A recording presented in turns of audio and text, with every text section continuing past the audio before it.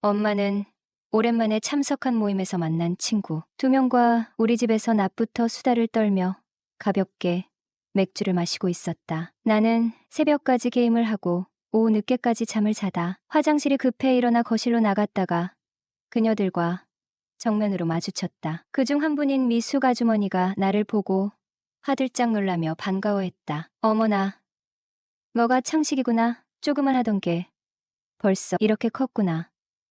밖에서 보면 몰라보겠다. 얘 키가 왜 이리 커? 우리 창식이는 이 아줌마 알아보겠어? 나는 웃으며 대답했다. 광주로 시집가신 미숙 아주머니 아니세요? 아주머니, 워낙 미인이시라 제가 기억을 못할래야 못할 수가 없지요. 하하. 그녀는 깜짝 놀란 듯 웃으며 말했다. 어머, 초등학생 때 보고 10년 만에 보는 것 같은데 날 기억한다고? 나 갑자기 쟤 때문에 기분이 좋아지는데? 호호. 사실 나는 그녀를 한눈에 알아볼 수밖에 없었다. 내가 사춘기 시절 그녀를 짝사랑해서 내 꿈속에 몇 번이나 나타났던 사람이었기 때문이다. 그녀는 기분이 좋아 보였다. 창식아, 이리 와봐. 오늘 아줌마가 용돈 두둑히 챙겨줄게. 그러더니 지갑에서 수표를 꺼내 50만 원을 내밀었다. 제대, 축하한다. 한가한 시간에 가게로 놀러 오면 소고기를 사줄게. 이틀 뒤 나는 그녀의 매장을 찾아갔다. 아줌마, 어디세요? 잠깐 볼일 보러 나갔다는 종업원의 말을 듣고 그녀에게 전화를 걸었다. 응, 그래. 우리 창식이 왔구나. 나 곧 도착할 것 같은데 앞에 나와서 기다릴래? 매장 앞으로 나가 3분쯤 기다렸더니 검정색 아우디 한 대가 내 앞에 멈춰섰다. 차창이 내려지며 익숙한 목소리가 들려왔다. 창식아 타. 나는 놀라며 말했다. 헉, 미숙 아주머니 차예요? 그녀는 환히 웃으며 말했다. 응, 빨리 타. 우리 드라이브나 하러 가자. 그렇게 우리는 백운호수로 향했다. 그곳은 둘레길도 잘 조성되어 있고 오르래도 탈 수 있는 공원이 있어 한참을 즐겁게 걸으며 시간을 보냈다. 이후 근처 식당에서 소고기를 먹으러 갔다. 살치살, 등심으로 각각 2인분씩 주세요. 그리고 된장찌개와 공기밥도 2개 주세요. 식당 직원이 음식을 준비하며 이숙 아주머니를 흘깃보더니 웃으며 말했다. 어머, 아드님이 훤칠하니 배우하셔도 되겠어요. 호호.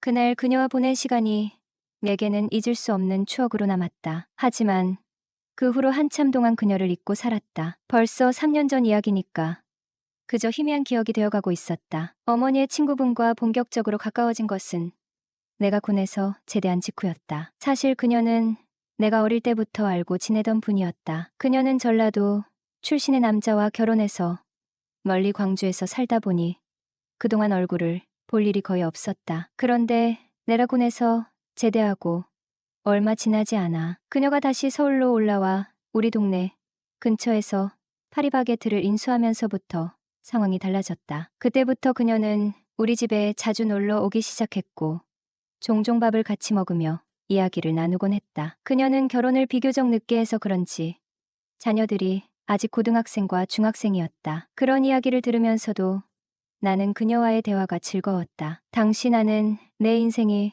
꽤나 엉망이라 더 그랬는지도 모른다. 사실 나는 꽤 넉넉한 집안에서 곱게 자랐다. 부모님은 내가 원하는 것을 다 들어주셨고 돈 걱정은 한 번도 해본 적이 없었다. 그러나 그 행복한 시절은 오래가지 않았다. 어느 날부터인가 아버지의 사업이 흔들리기 시작하더니 끝내 사업은 파산했다. 설상가상으로 아버지는 뺑소니 사고를 당하며 우리 가족은 말 그대로 하루아침에 모든 걸 잃고 말았다. 이제는 방 2칸짜리 조그만 임대 아파트에서 살게 되었다. 환경이 이렇게 변하다 보니 나도 어쩔 수 없이 이전과는 다른 삶을 살아야 했다. 소위 명문대학에 어렵지 않게 입학했지만 집안이 졸지에 망해버린 상황에서 학업에 집중하기란 어려운 일이었다. 솔직히 말하자면 나는 학업보다는 노는 데 더 집중했다. 그 결과 내 학점은 바닥을 기었고 더 이상 이렇게 살 수 없겠다는 판단이 서자 입대를 결정했다. 군복무는 내게 일종의 도피처이자 동시에 새로운 시작이었다. 하지만 문제는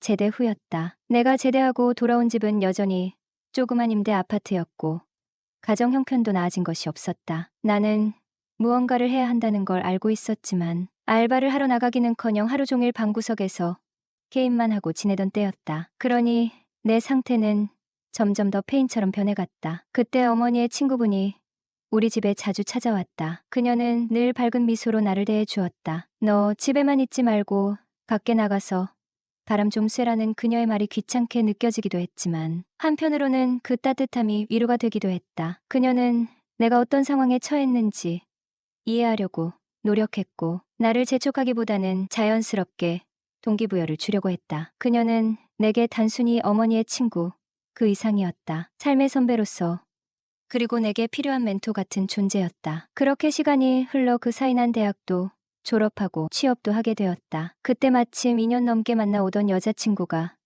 바람을 피워 헤어지게 되었는데 카카오톡을 초기화해버리고 한동안 방황을 했었습니다. 그러다 메일을 허송세월을 보내다 이렇게 살면 마만 손해다 싶어 카카오톡 계정을 재가입했습니다. 친구 목록은 다 날라가고 자동 동기화된 연락처의 사람들만 친구로 떴습니다. 그 중에 한 명으로 미숙 아줌마의 프로필이 뜨는 겁니다. 순간 화색이 돌았습니다. 이 아줌마는 요즘은 어떻게 지내려나 그녀의 안부가 살짝 궁금하기도 했거든요. 그냥 대놓고 살톡을 보냈습니다. 아줌마, 잘 지내시죠? 저 창식이에요. 그냥 아줌마 생각이 나서요. 안부차 톡 보내요. 톡을 보내고 10여 분 정도 지나지 않아. 어머, 우리 창식이가 웬일이래 아줌마한테 안부 인사를 다 하고 아줌마 보고 싶어서 연락한 거니라고 답장이 왔습니다. 그리고 자연스레 대화를 이어나갔습니다. 요즘은 뭘 하는지, 어디서 살고 있는지 시덥잖은 대화를 이어나가다 아줌마도 얼마 전 남편이 바람나서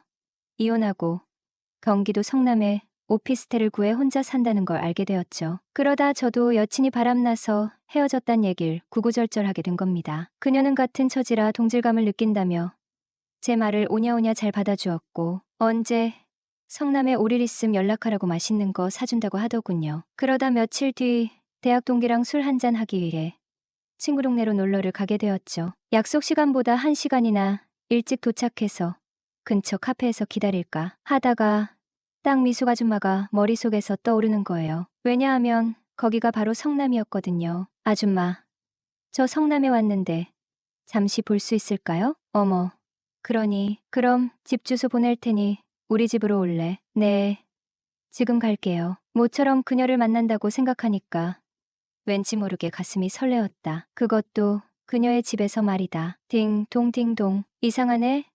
분명히 집 주소대로 잘 찾아왔는데 어딜 갔나? 나는 다시 한번 벨을 누르려고 손이 가는데 철커덕 하는 소리와 함께 문이 열리면서 아이고 이게 누구야? 창식이 아니니 어서 와. 아줌마가 목욕 중이었거든. 미숙이 아줌마는 목욕을 하다가 나왔다며 커다란 타올만을 걸친 채 나를 반겨주는데 나는 잠시 묘한 기분이 들었지만 엄마의 친구이기에 얼른 시선을 다른 곳에 돌리면서 인사를 하였다. 안녕하세요. 아줌마. 응. 그래야 창식이가 너무 멋지게 자랐네. 아유 근데 어떻게 잠시만 소파에 앉아 있을래? 아줌마 머리만 좀 말리고 바로 나올게. 하며 방으로 들어가 버렸고 나는 홀로 거실에 남겨졌다. 창식이 온다고 급하게 씻느라고 미안한데 창식아 아줌마 화장 좀 해야 되거든. 10분만 더 기다려줘. 대신 아줌마가 오늘 맛있는 거 해줄게. 나는 미안해하는 아줌마에게 괜찮다면서 저녁은 친구들 만나 먹어도 된다고 했더니 무슨 말이야? 저녁은 먹고 가야지. 내가 창식이를 얼마나 보고 싶어 했는데 하긴 그 말은 사실일 수도 있다. 나 역시 아줌마가 보고 싶었으니까 나도 아줌마들이 보고 싶었는데요.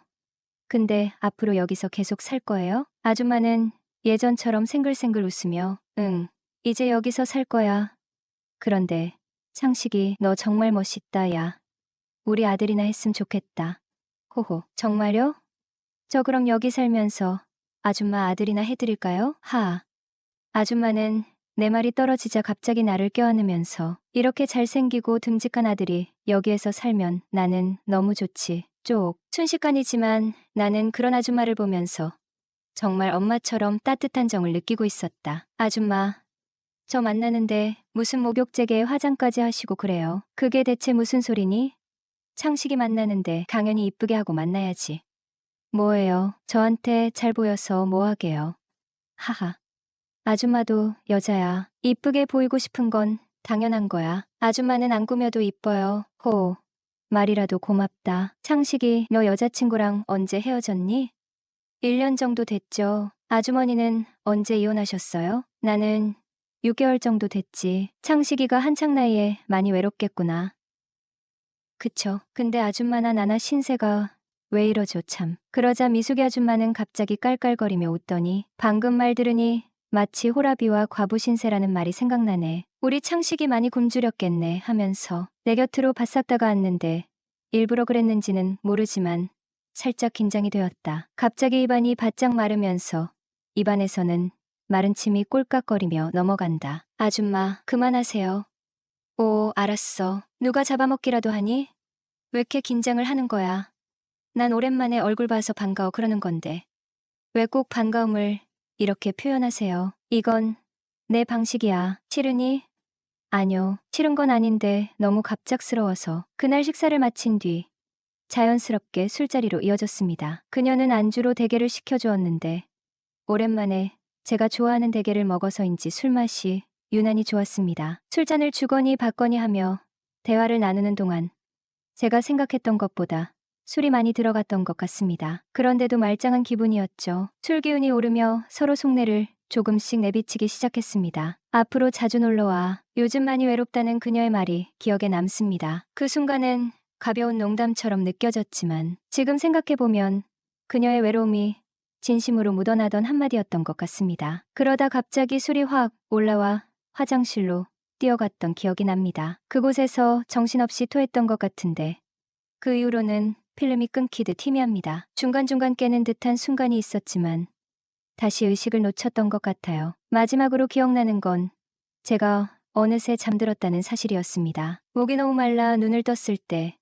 정신은 여전히 몽롱했습니다. 주변을 둘러보니 분위기가 낯설었습니다. 천천히 몸을 일으켜보니 그 옆에 그녀가 있었습니다. 순간 심장이 쿵 내려앉는 것 같았죠. 둘이 사고를 쳤다는 것을 직감했지만 이 상황을 어떻게 받아들여야 할지 머리가 복잡했습니다. 그녀를 깨울까 말까 몇 번을 고민했지만 깊이 잠들어 있는 사람을 깨우는 것이 옳은 일일까 싶어 주저했습니다. 술이 덜 깬 상태라 머리도 너무 아팠고 모든 상황이 어지럽게 느껴졌습니다. 결국 한참을 앉아 있다가 조용히 그 집을 나왔습니다.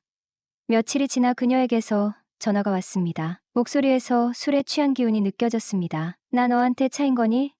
그녀는 다소 장난스럽게 물었지만 그 안에 담긴 감정은 진지해 보였습니다. 내가 이렇게 전화하면 나쁜 거지? 라며 이어지는 질문에 저는 괜찮아요 라고 대답했죠. 그랬더니 그녀가 물었습니다. 우리 창식이 지금 어디야?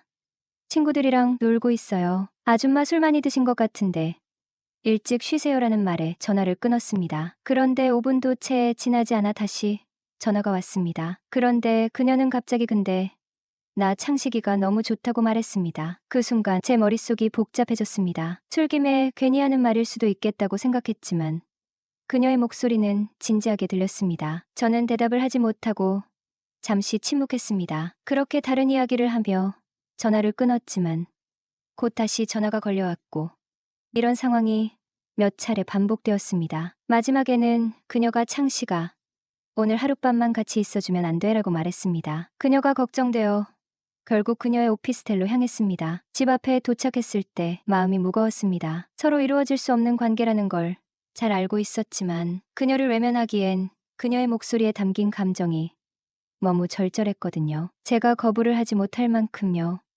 세상에는 우리처럼 복잡한 관계에 얽힌 사람들이 얼마나 될까요? 모두가 행복한 연애만을 할 수 있다면 얼마나 좋을까요? 하지만 인생은 늘 예상치 못한 순간과 선택의 연속인 것 같습니다.